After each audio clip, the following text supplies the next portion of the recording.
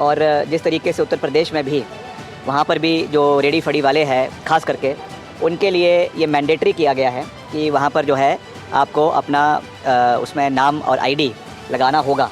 तो हमने भी इसको यहाँ पर पूरी मजबूती से लागू करने का निर्णय किया है कि जो भी अपना दुकान चला रहा है, रेडी फड़ी चला रहा है, उसको अपना आईडी, अपना क्लियर आइडेंटिफिकेशन उसमें करना होगा। वैसे भी ये नया जो टर्न आया इसमें ये कि कल तक जो कांग्रेस और कांग्रेस के प्रवक्ता ठोक ठोक कर योगी आदित्यनाथ को कोस रहे थे, आज हिमाचल प्रदेश में कांग्रेस की एक सरकार ने योगी आदित्यनाथ के मॉडल को हूबहू हिमाचल प्रदेश में लागू कर दिया है।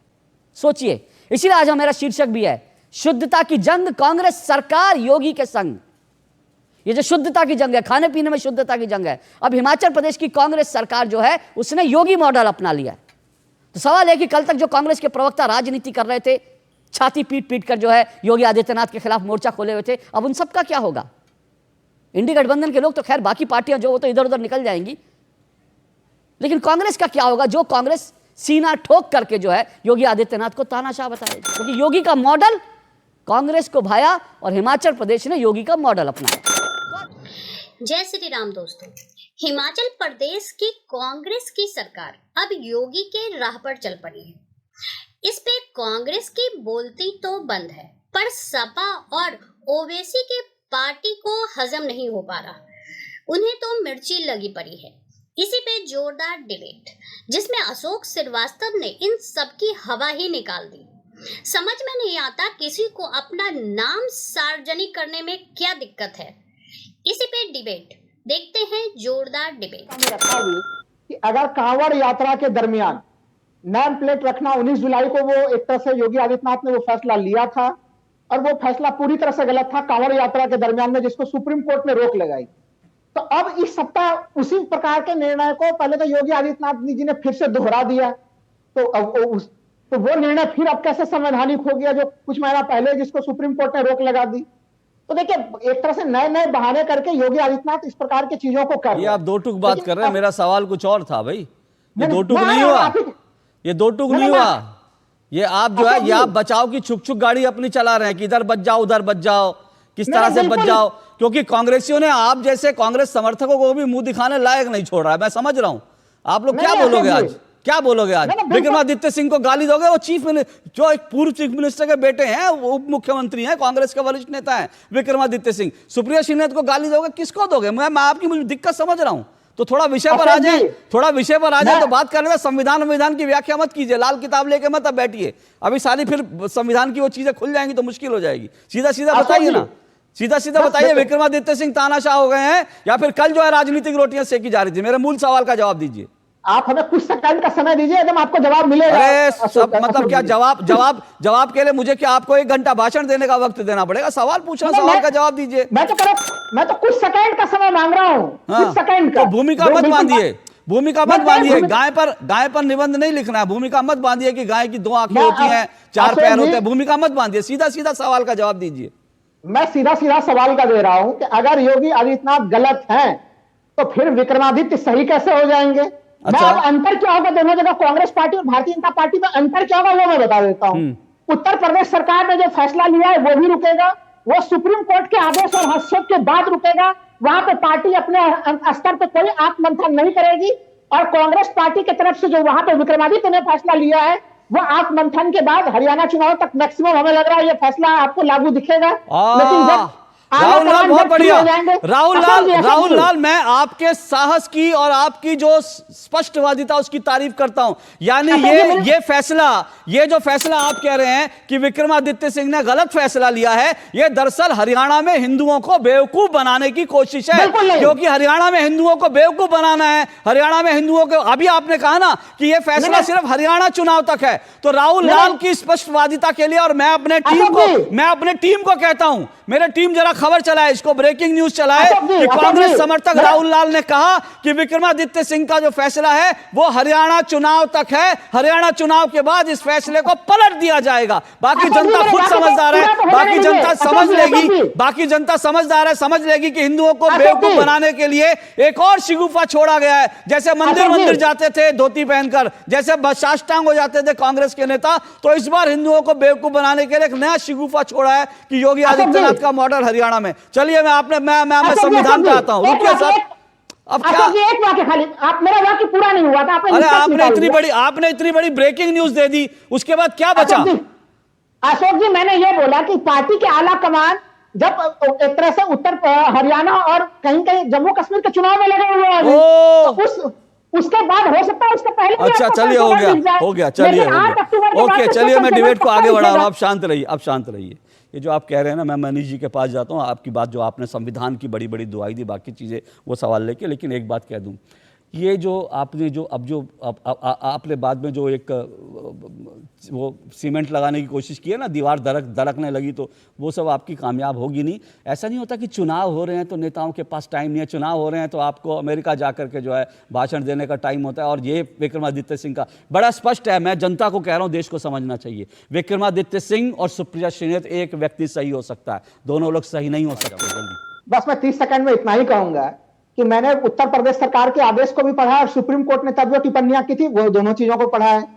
हमें कोई देखिए सीसीटीवी कैमरे लगे, पूरा साफ सफाई का इंतजाम हो, फूड विभाग देखे, जांच पड़ताल करे, लोगों को साफ स्वच्छ भोजन मिले, बिल्कुल सही है। लेकिन लोगों के दुकानदार के नाम जानने का सफाई से क्या मकसद है? आपको रजिस्ट्रेशन कराना है, लाइसेंस कराना है, मैं यही मैं कह रहा हूँ, नाम जानने से अगर कोई मानव अवशिष्ट मिलाना है तो वो मानव अवशिष्ट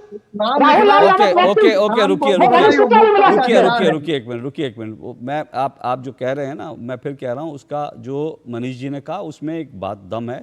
और दूसरी बात आप ये भी समझिए कि जो पहले फूड सेफ्टी जो नॉर्म्स हैं उसके तहत ये है कि जिसका लाइसेंस हो उसको अपना नाम वहां लगाना है। ये तो पहले भी था। अब उसके बाद जाहिर सी बात है अदालती प्रक्रिया होगी, तो उत्तर प्रदेश सरकार तैयार है। उन्होंने कह दिया कि हमारी प्रतिबद्धता ये है कि हम लोगों को शुद्ध जो है वो चीज़ें उपलब्ध करवाएं, और उसके लिए नियम बदलना होगा तो नियम बदलेंगे। और मुझे नहीं लगता कि कोई सुप्रीम कोर्ट, कोई जो है देश की अदालत जो है किसी सरकार को इस तरह से नियम बदलने से रोके। और आज ये नई बात है कि आज समाजवादी पार्टी ये कह रही है कि हिमाचल प्रदेश की कांग्रेस सरकार ने जन विरोधी और दलित विरोधी फैसला लिया है। आज ब्रेकिंग न्यूज ये है सर। मेरा जरा निवेदन है, फुल स्क्रीन चलाइए मेरी टीम से जी, फुल स्क्रीन पे चलाइए, लेकिन मुझे 1 मिनट का समय। हाँ बिल्कुल दूंगा सर। और मैं कोई सीमेंट नहीं लगाऊंगा जो आप कहेंगे सीमेंट लगाने लगे, क्योंकि जो छोटी ये जातियों का देश है अशोक जी, ये जातियों का देश है। और जिन जातियों के आप नाम लिखवाएंगे कि ये दलित समाज के, पिछड़े समाज के, जो दलित पिछड़ों में छोटे छोटे कारोबार करके जो अपने बच्चों को पढ़ाने लिखाने लायक सक्षम बन गए, ये सक्षमता आरएसएस के छाती के अंदर हजम नहीं होती। ये पीडीए दलित पिछड़ी विरोधी जो सरकार है, रिजर्वेशन हो तो लूट लेते हैं, लेटरल एंट्री के माध्यम से उनके हक लूट लेते हैं। अब छोटे, अच्छा आप ये कह रहे हैं, आपका कहना ये है कि अगर भी पुलिस के माध्यम सर आपका कहना यह है कि अगर कोई फूड वाला, कोई रेस्टोरेंट वाला यादव फूड लगा लेगा तो लोग उसके यहाँ खाना नहीं खाएंगे क्या? हिंदू संस्कृति, हिंदू समाज में मैं आपसे पूछ रहा हूँ सर, वाल्मीकि मैं आपसे पूछ रहा हूँ सर, अरे मेरी बात तो सुनिए ना। इस देश में, अरे सुनिए ना, इस देश में उत्तर प्रदेश में ही कम से कम यादव जो ढाबे नाम से हैं वो कम से कम कुछ नहीं तो मुझे नहीं लगता 100-150 से कम होंगे। कम बता रहा हूँ तो क्या? नहीं मुझे एक मिनट बताइए ना, तो क्या वहां लोग खाना नहीं खाते क्या? मैं आपसे पूछ रहा हूँ ना, आप बताइए, मुझे बताइए एक ऐसा, या बताइए कोई यादव ढाबा हिंदुस्तान में या देश भर में कहीं भी बंद हो गया हो क्योंकि उसने लिखा था यादव ढाबा और लोगों ने कहा कि भाई यादव क्या खाना नहीं खाएंगे। कोई एक उदाहरण हो तो मुझे बताइए। जी दे दूं उदाहरण? हाँ बताइए ना। अशोक जी, सामाजिक ये जो मान्यता आरएसएस वालों की है सर, मैं आरएसएस का उदाहरण नहीं पूछ रहा हूं, मैंने आपसे, अरे सर सुनिए ना, अरे सुनिए ना कटियार जी अभी आपने कहा उदाहरण देता हूं। अरे कटियार जी मेरी बात सुनिए ना, अभी आपने क्या कहा? आपने कहा मैं उदाहरण दे दूं, मैंने कहा बिल्कुल दीजिए, और आप आरएसएस पे चले गए। मैं आरएसएस का कोई ढाबा नहीं है, मैं आरएसएस से किसी रेस्टोरेंट की बात नहीं कर रहा, मैं आपसे स्पष्ट पूछ रहा हूं। सुनिए सर मेरा सवाल, कटियार जी सुनिए ना, सवाल सुनिए, कटियार जी सुनिए ना, मैं अगले राउंड में, सुनिए ना, मैं अगले अगले राउंड में आपको, आरएसएस को, बीजेपी को गाली देने के लिए 4 मिनट एक्स्ट्रा दूंगा। अभी मेरे सवाल का जवाब दीजिए। सुनिए ना, मुझे मालूम है सर, आप आरएसएस के ऊपर एक निबंध लिखकर लाए हैं, वो मैं आपको 4 मिनट एक्स्ट्रा दूंगा। सर, मैं आपको आरएसएस को कोसने के लिए 4 मिनट, मेरे सवाल का जवाब दीजिए। मेरे सवाल का जवाब, कटियार जी मेरे सवाल का जवाब। कोई एक मुझे रेस्टोरेंट बताइए जो यादव रेस्टोरेंट जो है वो बंद हो गया क्योंकि उसने यादव ढाबा लिखा, देश में एक बताइए मुझे उदाहरण। आप ढाबे की बात को सामाजिक नीचता के जो, सर, ये खाने पीने के लिए सामाजिक नीचता के लिए, सामाजिक ऊंच नीच के लिए कानून नहीं बना है। वही कटियार जी आपने सीमेंट तो नहीं लगाया, लेकिन वो जो मसाला घुमाने वाली मशीन होती है ना, आप उसमें घुमाने की कोशिश कर रहे हैं। मैं घूमूंगा नहीं। सुनिए, ये समाज में ऊंच नीच का मामला नहीं है, ये समाज में ऊंच नीच का मामला नहीं है। आप बरगलाने की कोशिश कर रहे हैं, मैं आपकी बरगलाने में नहीं आऊंगा। देखिए, जब एक दलित बच्चे को गाजियाबाद में इसलिए मार दिया जाता है कि वो मंदिर की टूटी से पानी पिया उसने, तो आप दलित के यहाँ खाना खाने कैसे जाएंगे होटल पे? अरे सर, मुझे बता दीजिए। सुनिए, अभी सुनिए, अगर आप इस पे डिबेट करना चाहते हैं ना तो मुझे इस पर कोई दिक्कत नहीं, लेकिन आप कह रहे हैं ना ऐसे एक आध घटनाएं जो है, कुछ घटनाएं वो हर जगह होती हैं। और अभी आपने कहा कि धर्म से मतलब नहीं है, तो मैं अभी लिस्ट गिनाने लगूंगा तो फिर मैं आपको ये बता दूंगा किस धर्म से मतलब है। मैं उस डिबेट में जाना नहीं चाहता, मैं गंदगी नहीं करना चाहता। आप अगर गंदगी करना चाहते हैं, सुनिए ना सर, गलत दिशा में लेके मत जाइए। नहीं, अगर आप गंदगी करना चाहते हैं तो सर, मैं क्या कह रहा हूं, सुनिए ना मेरी बात सुनिए। मैंने कहा एक कोई, सर सुनिए, 1 या 2 कोई केस होते हैं तो उसका कारण ये नहीं होता, आप उसकी बात बना रहे हैं। मैं आपको बताता हूं, मेरे खुद के दोस्त जो है वो दलित हैं, मेरे खुद के दोस्त जो है, मेरे सुनिए ना, मैं दलितों के घर जाता हूं, उनके घर पानी पीता हूं, उनके घर एक थाली में खा के बचपन से बड़ा हुआ हूं मैं।